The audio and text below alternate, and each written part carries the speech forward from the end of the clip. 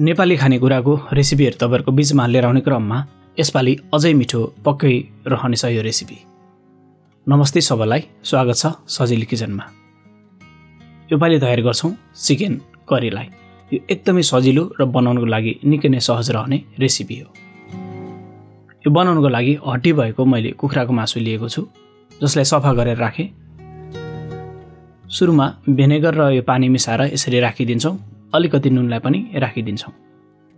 अब यसलाई मज्जाले अझै धोइदिन्छौं। यसो गर्दाखेरिमा कतिचोटी चिकनबाट आउने स्मेलहरू पनि हट्नलाई मद्दत गर्छ।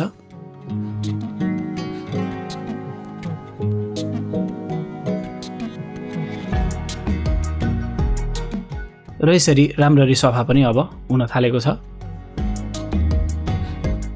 अब यो पानीलाई यसरी छानेर तयार गर्छौं।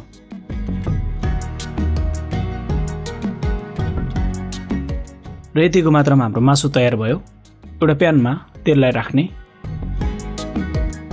थोरै ल्वाङ, सुकमेल, तेजपात, मेथी अनि यो जिरालाई राखेर राम्रोसँग मिलाएर चलाइदिन्छौँ। यतिको भएपछि मासुलाई राखिदिने अनि यसरी मिलाएर चलाउनुपर्छ। एक साइडलाई पाक्नलाई छोडिदिने अनि अब यसलाई यसरी पल्टाएर राम्ररी चलाइ पनि रहनुपर्छ।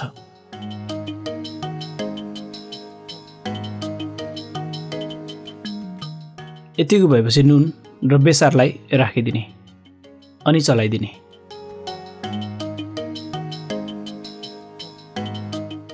मासु जबसम्म रातो भएर फ्राई हुँदैन यसरी नै तयार गर्दै पनि रहनुपर्छ। अझै यसलाई चलाइ पनि रहने। र यतिको भइसकेपछि यसमा मसिनो काटेर प्याजलाई राखिदिने। अब मासुसँग यो प्याजलाई पनि चलाएर तयार गर्ने।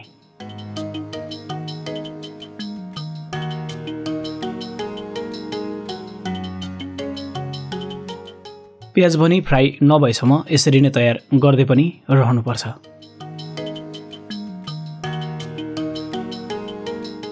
अब यतिको मात्रामा तयार भएको छ। अदुवा र लसुनको पेस्टलाई राख्ने अनि यसलाई पनि चलाइदिन्छौँ।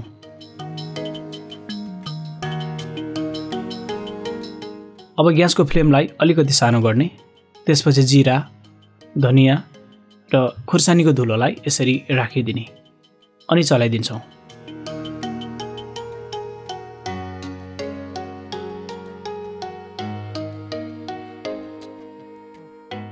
थोरै टमाटरलाई राख्ने अनि यसलाई पनि मिलाएर चलाउनुपर्छ।